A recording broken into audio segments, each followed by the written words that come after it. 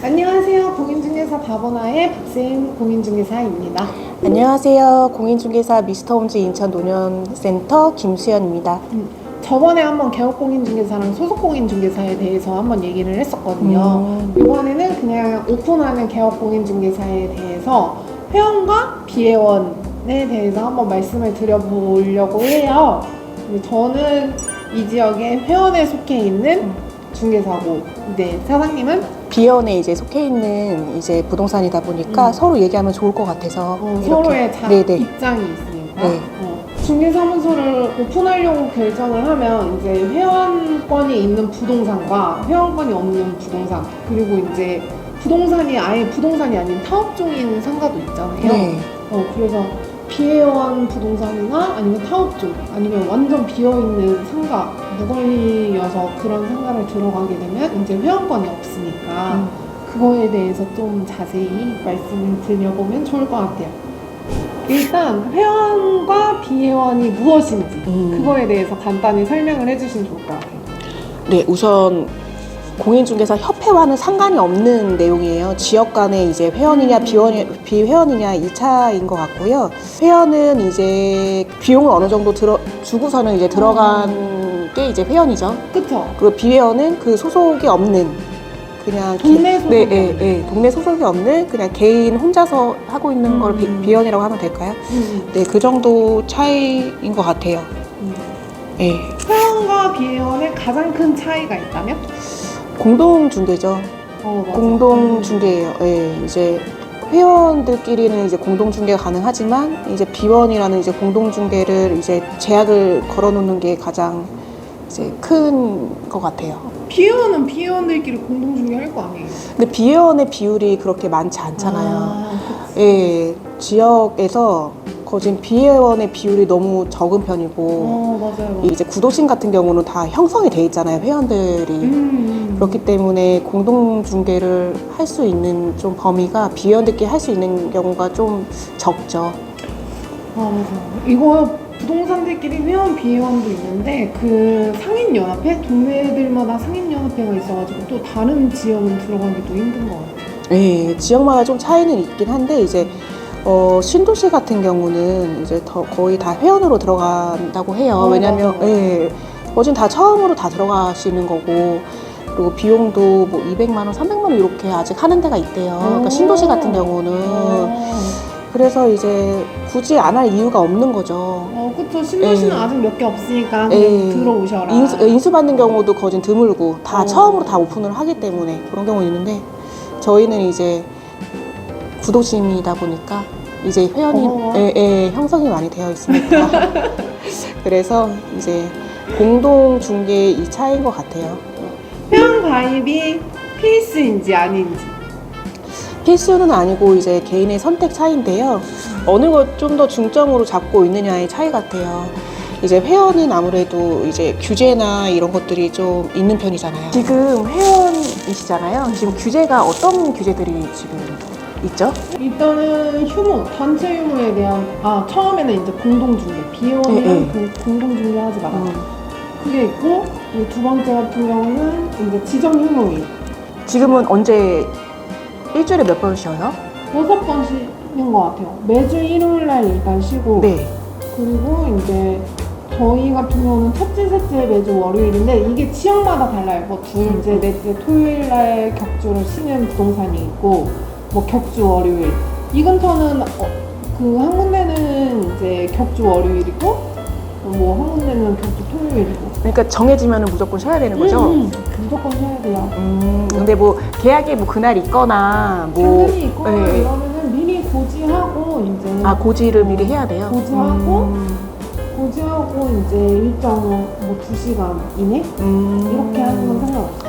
근데 이런 경우 회원이 쉬게 되면은 아무래도 이제 비회원들이 있잖아요. 그런 분들은 이제 쉬는 날에 이런 규제 같은 게 없으니까 회원 입장에서는 좀 비회원들이 신경을 쓸 수밖에 없을 것 같아요.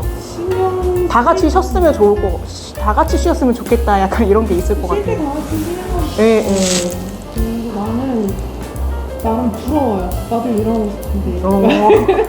어쨌든 나는 아직 네. 의욕이 막 네. 엄청난.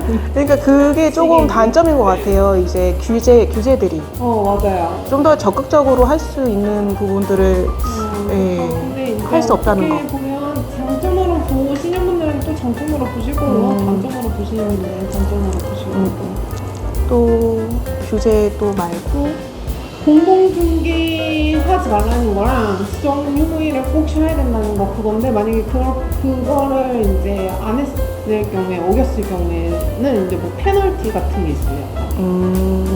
그 페널티를 받아본 적이 없어가지고 구체적으로 어떤지는 모르겠는데 그것도 지역마다 다 다를 거예요.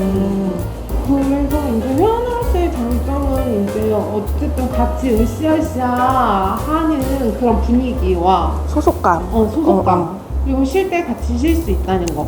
그리고 무슨 이제 새로운 규제가 나오거나 뭐 협회에서 뭔가 알림이 왔을 때 또 협회장님이 또 배부해 주시고 막 이러니까 좋은 정보를 얻을 수, 좀 빨리 얻을 수 있는 정보가 좀 빠르게 공유된다는 거. 공유된다는 거. 그런 것들이 있죠. 단점으로 뽑자면은 소속감이 장점이자 단점이 되는 거죠. 무조건 정해진 틀은 또 지켜야 된다는 거. 그런 것도 있기도 하긴. 그렇죠. 그리고 우리 같이 이렇게 신분이 있지만 회원과 비회원으로 나뉘어 마음은 이쪽에 가 있어서 공동중개를 하고 싶은데 저쪽 공동중개를 해야 되네.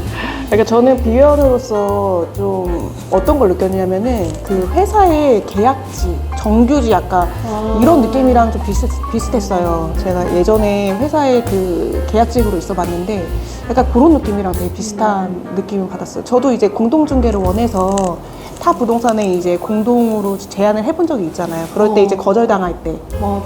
네, 굳이 이렇게까지 해야 되나 싶은 생각이 들기도 했었는데 어떻게 보면은 회원제 부동산들은 그만한 권리를 이제 비용으로 대가를 지불을 하고서는 들어왔잖아요. 맞아. 그렇기 때문에 좀 더 이제 비회원에 대해서 좀 안 받아주는 경우가 좀 더 있는 것 같아요. 나는 이렇게. 네, 나는 이렇게까지 해서 들어왔는데 또 오픈 시기가 비슷할수록 그러더라고요.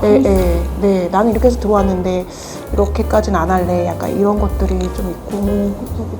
네. 그래서 저는 맨 처음에 사무소 오픈하고 나서 공동중개하려고 전화를 하면 상대방 부동산에서 제일 처음 질문이 그거였어요. 회원이세요? 네.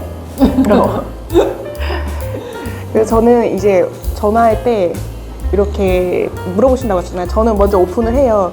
혹시 저는 뭐 어디 부동산인데 저 비회원인데 혹시 공동중개 가능할까요? 이렇게 먼저 물어보기도 하고.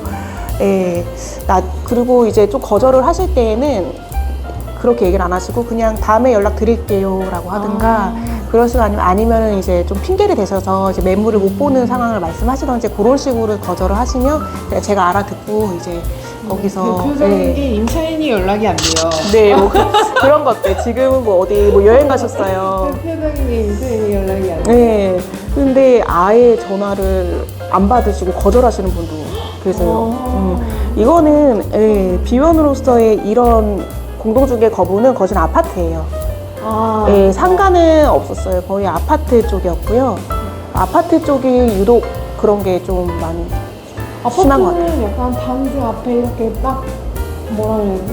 밀접해 있으니까 밀집되어 있으니까 더 그런 것 같기도 하고 아파트는 딱 그게 진짜 너무 심한 것 같아요. 네, 그래서 회원으로 아파트로 들어갈 거면 회원이 약간 필수 아닌 필수라는 느낌이 조금 있어요, 그죠? 네, 제가 비회원으로서 느꼈을 때는 아파트는 무조건 회원으로 들어가야 되는 것 같아요. 본인이 그렇게 매물을 많이 보유하지 못해요. 아파트는 이제 아무래도 단지마다 다 부동산들이 있잖아요. 그걸 다 가지고 있지 못하잖아요, 본인이. 그렇기 때문에 공동중개를 할 수밖에 없는 상황이에요. 왜냐면 내 아파트를 여기 앞에서 팔고 또 다른 데를 또 논현동 같은 경우는 주변으로 되게 많이 이사를 가요. 그렇기 때문에 한 번 계약한 손님을 또 계약을 하기도 하고 이렇게 하는데 그럴 때는 이제 공동중개가 이제 필요하더라고요.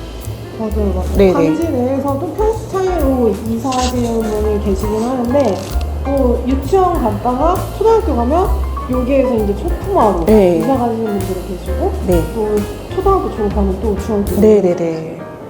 그래서 계약이 계속 연속으로 이루어질 수 있는 상황들이 많이 발생을 하는데 그렇기 때문에 이제 아무래도 물건에 제약이 걸리면 네. 그쵸. 아파트 쪽은 좀 많이 그래서 편차가 심하죠. 아파트 위주는 회원으로 가는 거를 네. 맞아. 근데 이제 회원과 비회원이었을 때 회원 이제 규제 사항을 좀 잘 파악을 해야 될 것 같아요. 네. 저희는 이제 지정 휴무일이 있는데 다른 특별한 규제가 있는 데도 있더라고요. 뭐 전단지 돌리면 안 된다. 네. 아파트 단지 내 그 전단지함 있잖아요. 아파트 네, 단지 네, 내에 거기에도 전단지를 비치하면 안 된다. 다 같이 비치하지 않기로 했다. 뭐 그리고 엘리베이터 안에 있는 거울 밑에 하단에 보면은 또 그 광고 있잖아요. 네. 그것도 하면 안 된다. 아, 그것도 안 되는 데도 있어요? 안 되는 데도 있어요. 그래서 그런 거를 규제사항, 가입하기 전에 규제사항이 뭐가 있는지 확실하게 파악하시는 것도 정말 중요할 것 같아요. 네네. 아, 지역마다 아무래도 틀리니까. 그런 거 있고. 그리고 상가 같은 경우는 굳이 저는 회원이 아니어도 상관이 없다고 생각해요. 상가는 규제가 있을수록 좀 더 안 좋은 거 아닌가요? 내가 물건을 뭐 적극적으로 따고 싶거나 아니면 진짜 쉬지 않고 조금 더 적극적으로 하고 싶은데 상가는 이제 매물 확보가 아파트보다는 조금 어떻게 보면은 쉬운 편이기도 하잖아요. 내가 하는 만큼이니까. 내가 하는 만큼이니까 그래서 나는 별로 안 쉬고 싶어요. 네, 그러니까 상가는 그럴 것 같아요. 그런 규제들이 좀 안 맞는 것 같기도 별로 하고. 안 쉬고 싶은데 또 어떨 때는 근데 아파트 하시는 분들은 제가 여쭤보면은 저도 어쨌든 비원이긴 하지만 회원분들과 이게 친분이 있잖아요. 근데 차라리 이렇게 다 같이 쉬는 게 좋다고 하시더라고요. 아파트 계신 분들은. 맞아요. 근데 이제 네. 상가 입장에서는 솔직히 월요일날 쉬는 게 별로 좋진 않아요. 왜냐면 프랜차이즈나 이제 체인 점주들 뭐 이런 체인 본사에서 연락 올 때는 주말에 쉬고 월요일날 오는 연락이 오는 네. 경우가 많아요. 네. 월요일날 아침에 이제 본사 미팅 끝나고 회의 끝나고 월요일날 오후쯤에 연락 오는 경우가 많은데 월요일날 저희 쉬어요 라고 대답하기가 네. 정말 네. 그러니까 지금 상가 같은 경우는 오히려 토요일, 일요일 이럴 때보다 월요일에 차라리 더 손님이 많다고 하더라고요. 맞아요. 네. 그런 경우는 좀 제약 때문에 좀 불편하신 상황이 있을 것 같아요. 상가 같은 경우는 그런 규제들이 좀 안 맞는 것 같아요. 상가 전문으로는. 들어도 좋긴 한데, 그러니까 굳이 안 들어도. 선택사항. 네.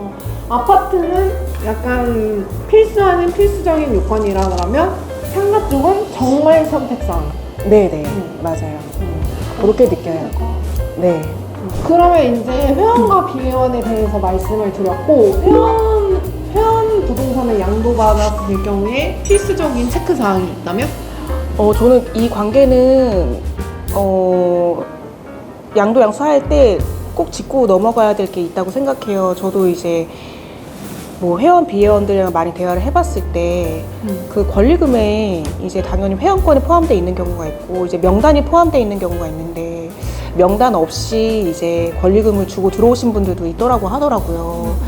예, 근데 그 권리금에 이제 권리금이 어느 정도 금액이 되면 뭐 예를 들어 막 3, 4천이에요. 근데 명단이 없어. 그건 좀 예, 근데 그렇게 인수받으신 분도 계시더라고요. 인테리어가 네. 200% 마음에 들었나 봐요. 아니, 아니에요. 인테리어는 10년 전 인테리어인데 그 자리에 대한 거를 권리 인수 받았을 때 명단은 당연히 필요하다고 생각을 하거든요. 그러니까 그분도 잘 모르셨던 거예요. 인수 받으신 분들도. 그러니까 처음이니까. 예. 그래서 그 부분을 가장 신경 써야 돼요. 만약에 그 회원 부동산을 인수받고 싶으시다 하면은 그 권리금이 어디까지 포함이 되어 있는지. 맞아. 예, 명단이나 그리고 핸드폰 번호 있잖아요. 핸드폰 번호를 그냥 가지고 가시는 경우. 그건 아니지. 아니, 그런 경우가 많아요. 예. 권리금 상식적으로 상가 계약에서 권리금은 영업 권리가 있고 네. 시설 지킬 권리가 네, 네. 있고 매출에 대한 권리금이 있잖아요. 근데 그거를 가지고 권리금은 받으면서 그걸 가지고 가신다는 건 말이 안 되는 거지. 네, 그래서 이제 핸드폰 번호를 저희가 업무용으로 쓰는 경우가 있잖아요.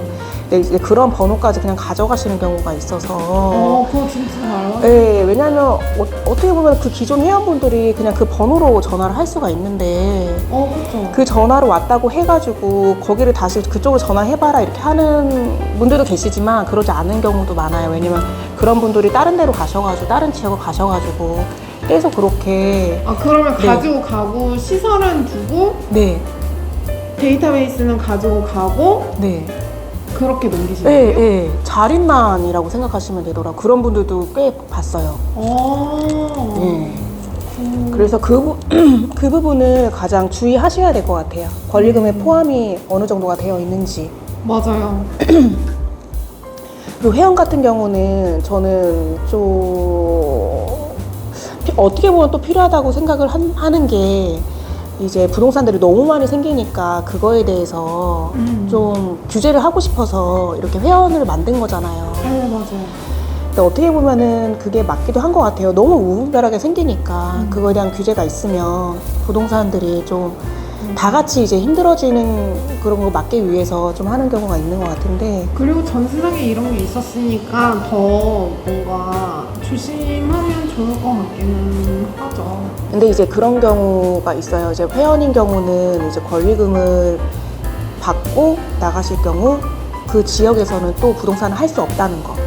그쵸. 근데 그게 어떻게 보면 맞죠. 돈을 받고 이제 돈을 받고서는 이제 어쨌든 부동산을 넘기신 건데 또 그 지역에 새로운 부동산을 만들어요. 그럼 안 되죠. 똑같은 거죠. 상가를 내가 중국집을 하다가 권리금을 받고 이 사람한테 넘겼어. 근데 옆에다가 또 중국집을 네, 차려요. 네. 그건 말이 안 되죠. 네. 그런 분들은 다시 회원으로 할 수도 없고 그거는 저도 아니라고 생각해요. 그래서 네, 최근에 우리 그런 거 네. 있었잖아요. 옛날에 양도 하셨는데 네. 그 양도 받으신 분이 나가시니까 그 전에 계시던 분이 바로 다시 들어오셨잖아요. 아, 어. 그거는 들었죠. 권리금을 이제 받고 넘겼는데 조금 있다가 이제 다른 데다가 그냥 비회원으로서 그니까 거기 부동산을 말씀하시는 것 그러니까 같은데 이제 양도 받으신 분이 이제 그만두시니까 이제 바로 네. 근데 같은 지역에서의 그거는 좀 그쵸. 예. 그분은 당연히 비회원으로 들어올 수밖에 없고요. 비회원이어도 상관이 없으니까 이제 그렇게 들어오신 건데. 근데 진짜 조금 그렇게는 하다. 명단을 다 갖고 있는데 넘겨가지고 이 사람도 어쨌든 이 사람한테 넘겨받은 건데 돈을 내고. 네네. 근데 원 주인이 또 다시 들어와 버리면. 네. 그래서 이제 아무리 이제 회원으로서 이렇게 그런 규제 권리금을 받았을 때 그 지역 내에서 다시 오픈을 할 수 없다 이러는 게 있어도 비회원으로서 이제 그렇게 들어갈 수가 있다라는 거죠. 네, 회원으로는 더 이상 이제 안 되니까. 어떻게 보면 그런 경우에는 이런 지역의 회원 이런 규제가 좀 필요한 것 같기도 해요. 맞아요. 네. 그렇게 해서 만약에 권리금 받고 이제 양도하셨으면 이제 그냥 거기에서. 네. 그러니까 이제 양도시 주의사항은 그거 같아요. 이제 명단이랑 자료. 네, 핸드폰 번호 그리고 이제 블로그 같은 경우도 한번 체크를 해봐야 되는 것 같긴 해요. 블로그는 개인의 그거라서 넘겨줄 수는 없지만 혹시 그 블로그가 좀 많이 상위 노출되거나 뭐 이런 경우에 했을 때 그거에 대한 인수인계. 예, 만약 블로그까지 원하면 그 부분에 대해서도 얘기를 해봐야 될 것 같아요. 그 부분에 대한 인수인계. 그리고 시설 같은 경우도 뭐 좀 구체적으로 얘기할 필요는 있는 것 같아요. 당연히 다 놓고 가는 거라고는 생각을 하지만 뭐 렌탈 품목이나 이런 거는 솔직히 애매하잖아요. 네. 그런 것도 구체적으로 따져봐야 되고 가끔 가다가 이거는 집에서 사용하던 거니까 가져가겠다라고 하시는 분들 계시잖아요. 거의 잔금 때 이제 없어지는 경우가 많죠. 그쵸. 예, 미리 이제 따로 빼놓거나 이러신 분들이 있어서. 물품을 다 적기가 조금 불편하고 하니까 그냥 전체적인 사진을 몇 장 찍어 놓는 게 제일 좋기는 한 것 같아요. 네. 그쵸. 그리고 명단이랑 이제 프로그램 같은 거 이제 쓰는 것들, 이런 것도 이제 기존의 고객들 관리돼 있는 맞아요. 그런 전산 같은 것도 저희가 쓰고 있는 프로그램들이 있잖아요. 그런 것들도 잘 넘겨줄 수 있는지, 이런 것들이랑 번호랑 맞아요. 이런 것들 다 확인을 해보셔야 될 것 같아요. 이렇게 해서 회원과 비회원의 차이, 그리고 회원 가입이 필수인지, 회원 가입의 여부, 그리고 만약에 회원으로 양도를 받게 되면 어떤 반드시 거기에, 필수적으로 네. 체크해야 되는 거. 이렇게 살펴봤습니다. 다음에 또 네. 좋은 정보로 네. 다시 찾아뵐게요. 감사합니다. 감사합니다.